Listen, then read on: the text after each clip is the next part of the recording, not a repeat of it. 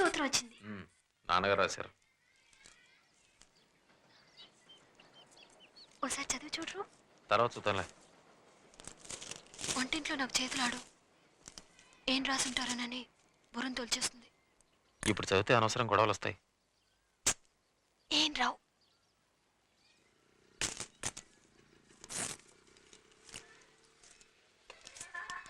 డబ్బులు పంపారు. కోపం పోయిందనుకుంటాను.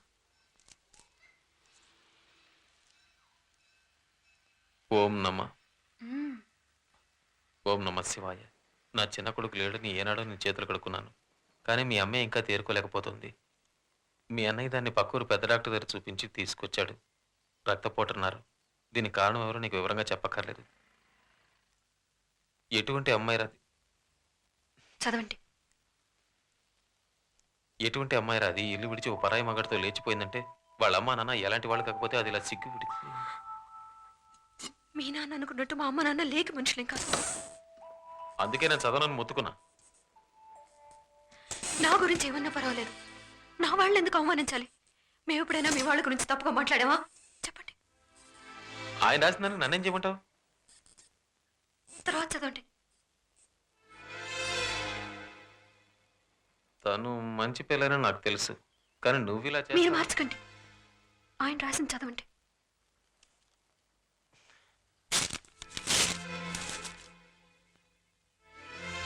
ఆయన డబ్బు ఆయనకి పంపేస్తాను.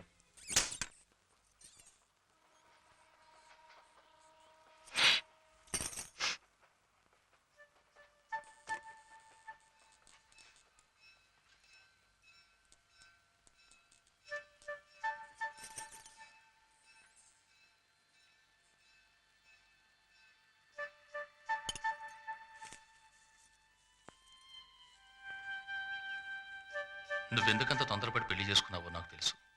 1000 రూపాయలు పంపుతున్నాను. ఒక మంచి డాక్టర్ దగ్గరికి తీసుకెళ్లి కడుపులో పెరుగుతున్న పాపాన్ని కడిగి ఆ పిల్లని వెంటనే పుట్టింటికి పంపించు.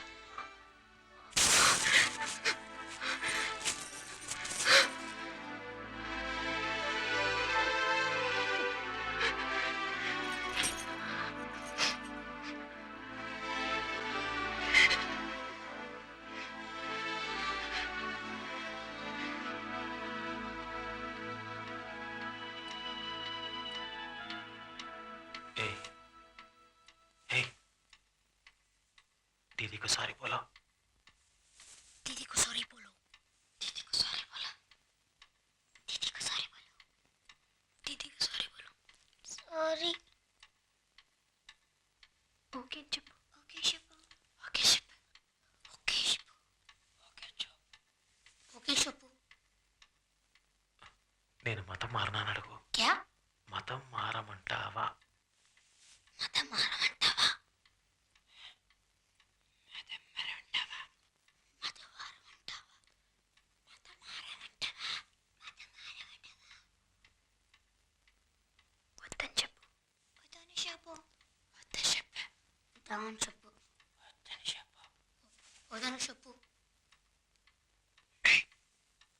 I love you बोलो.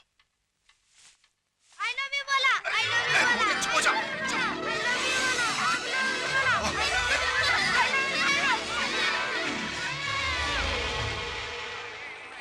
హలో, నన్ను పెళ్లి చేసుకుంటానని దగా చేసావు కదూ? దగా చేయలే, దర్జాగా చేసుకుంటా వచ్చే జన్మలో.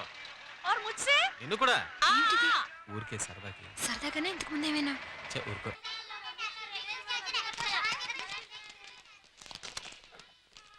दीदी I love you बोला. ఒరే బొడ్డు, ఓ సూపరా. ఇంటావిడికి మన అవస్థ తెలిసినట్టుంది. అందుకే చుట్టాలను పంపేసింది. अब यहाँ खड़े क्या कर रहे हो? रेलवे प्लेटफॉर्म समझ रखा है क्या? अंदर जाओ ना.